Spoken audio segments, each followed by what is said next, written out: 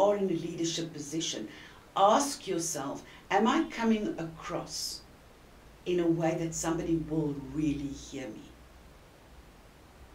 And if I'm not, if my intention of what I'm trying to communicate is not coming through that way, we need to change it.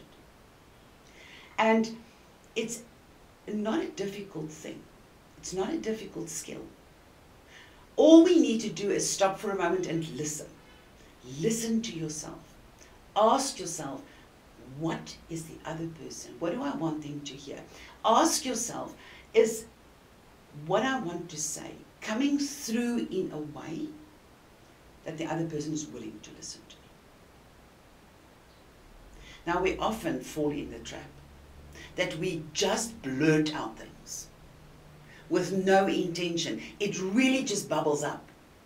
And then one of the things that can help us is look at the other person's reaction.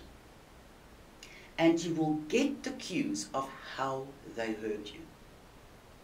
So we as leaders, we as communicators need to pay so close attention to our tone of voice. And then with that, it's not only how high or how low we're speaking. It's also the pace that we're speaking at.